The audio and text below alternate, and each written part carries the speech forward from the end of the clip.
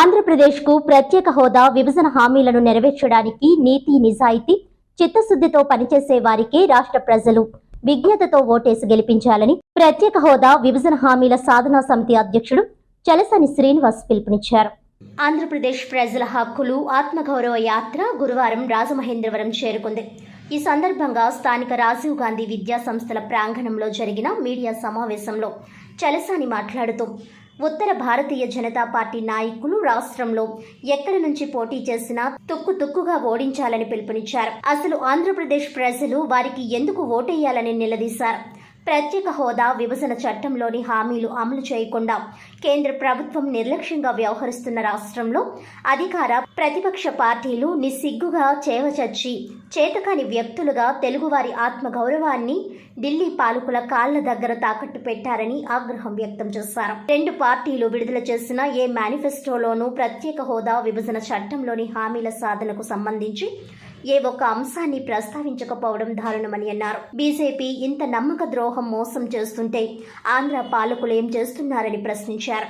మాజీ ఎంపీ జీవి హర్షకుమార్ తనయుడు జీవి శ్రీరాజ్ మాట్లాడుతూ ఓటు హక్కు సమర్థవంతంగా వినియోగించుకోవాలని చలసాని యాత్ర చేపట్టడం హర్షణీయమని అన్నారు. ఆయన చేపట్టిన ఉద్యమానికి పూర్తి స్థాయిలో సహకరిస్తామని, ఆయన గతంలో కూడా హర్షకుమార్ను అరెస్ట్ చేసిన సమయంలో అండగా నిలబడ్డారని అన్నారు. వైసీపీ టీడీపీలు ఎన్నికల్లో డబ్బులు పంపకం ప్రారంభించారని ఆరోపించారు. చంద్రబాబు తక్కువ ధరకే మద్యాన్ని విక్రయిస్తామని బహిరంగంగా ప్రకటించడం సరైన విధానం కాదన్నారు.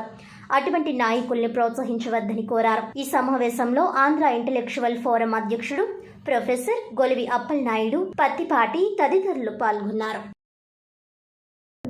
ఓటు హక్కును వినియోగించుకుని ధనంతోనో మద్యంతోనో కొనుక్కునే అట్లు కాకుండా నీతి నిజాయితీ నిబద్ధతను ఉన్న వాళ్ళకే ఓట్లు వేయండి. మీరు క్రితం సార్ కూడా ఇక్కడికి వచ్చాం, మీరు చూసుంటారు.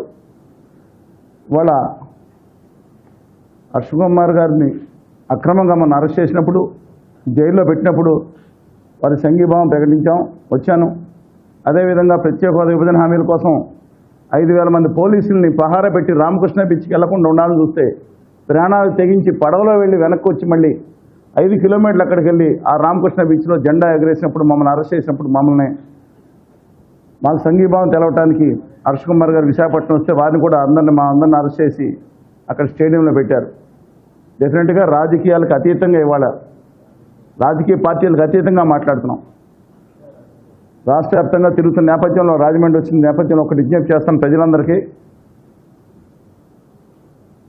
రాష్ట్రంలో రాజకీయ పార్టీలు పోటీ పడి ఒకళ్ళ మీద ఒకళ్ళకి పెంచుకుంటా పోతా తాయిలాలు ఇస్తూ ఉన్నాయి.